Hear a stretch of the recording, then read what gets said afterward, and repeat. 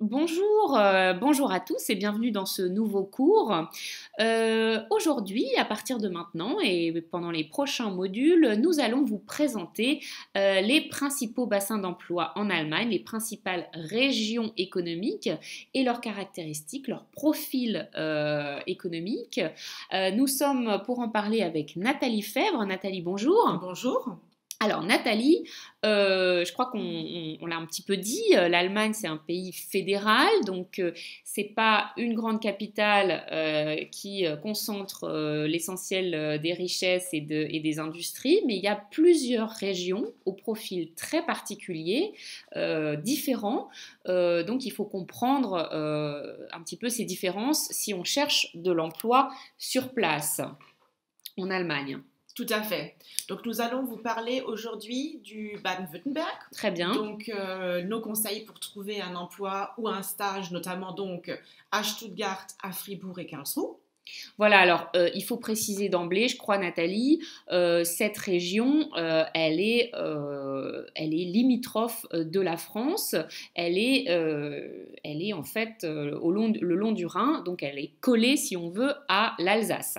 Exactement. Donc traditionnellement, une porte d'entrée des PME allemandes sur le marché français. Voilà. Sachez aussi donc que le TGV relie Paris à Stuttgart en 3h40 seulement.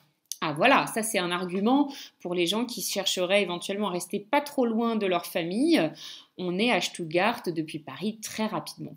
Exactement. Pour les détails, donc le Baden-Württemberg est le troisième land d'Allemagne par la taille, juste après la Bavière. Le Baden-Württemberg compte aujourd'hui presque 11 millions d'habitants, c'est-à-dire 13% de la population du pays. Bien, alors, est-ce que maintenant on pourrait expliquer quelle est la situation économique de ce land?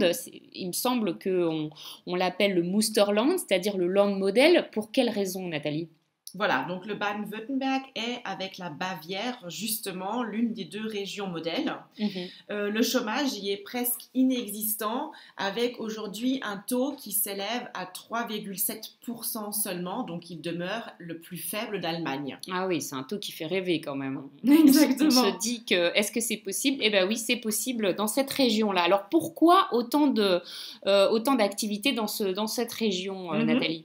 Mais c'est là qu'on trouve le mieux représenté le fameux Mittelstand, donc les PME, ce tissu d'entreprises compétitives, souvent cité comme la clé du succès en Allemagne. Elles produisent essentiellement à cet endroit des machines-outils et des composants de haute technologie et travaillent en étroite collaboration avec le secteur automobile. Ah, le fameux secteur automobile qu'on retrouve à Stuttgart. Tout à fait, Daimler et Porsche en l'occurrence, Mhm. ainsi que Bosch, donc sous-traitant automobile. Voilà, donc à partir de ces grands groupes, ces grands groupes donc entraînent l'activité de centaines d'entreprises de taille moyenne qui sont très compétitives et donc qui exportent fortement à l'international. C'est le modèle allemand. Et en fait, c'est ces entreprises-là qui créent de l'emploi le plus souvent. Oui, tout à fait. Donc vous aurez compris, ce tissu économique se concentre sur Stuttgart, la capitale de l'automobile allemand, mais pas seulement. Bon nombre d'entreprises, leaders mondiales sur leur marché, sont implantées dans des villages de la campagne environnante, accessibles souvent uniquement en voiture. La petite ville de Schwäbisch Hall, Mhm. 37 000 habitants seulement, accueille ainsi le congrès des entreprises allemandes numéro 1 mondial. C'est la caractéristique de cette région, ce qui rend parfois difficile le recrutement de personnel qualifié. Voilà, donc je crois qu'il faut prévenir nos candidats à l'expatriation, pardon. S'installer en Bade-Württemberg, ça peut signifier s'installer dans une petite ville, Oui. parce que c'est là que va être implanté un spécialiste de telle ou telle industrie. Voilà, donc surtout la construction mécanique, l'industrie automobile, donc on en a parlé, l'électrotechnique, le traitement électronique des données et l'industrie métallique. Donc je vais citer quand même quelques grands groupes qui se Voilà, trouvent dans le Baden-Württemberg, comme par exemple SAP, les Zeiss, logiciels. voilà, Zeiss, Würth, Hugo Boss pour le textile, Mhm. et puis par exemple des entreprises comme IBM et Hewlett Packard pour l'informatique. Ah, voilà, donc il y a quand même des grands groupes qui offrent donc des possibilités de carrière peut-être plus diversifiées que des PME.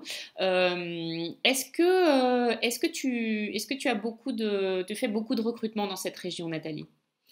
Ben oui, bien sûr, hein, c'est le gros de l'activité, je vais dire, qui se concentre sur le sud de l'Allemagne, non seulement parce qu'il y a bon nombre d'entreprises françaises dans le Baden-Württemberg, hein, vu cette région limitrophe.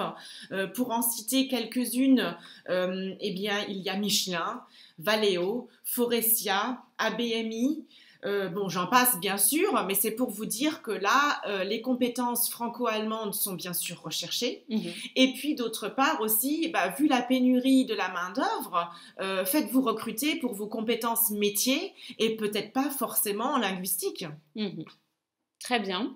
Eh ben, merci beaucoup, Nathalie, pour cette découverte de cette région, le Bade-Württemberg.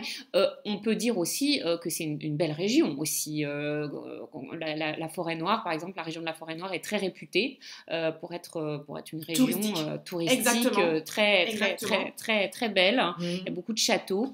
Donc, et en plus, on est près de l'Alsace, on est près de la vallée du Rhin, ce qui fait que on peut aussi passer de très beaux week-ends et inviter sa famille à passer du temps dans cette région. Et ben, merci beaucoup, Nathalie. On se retrouve très vite pour une prochaine région à découvrir. À bientôt. Au revoir.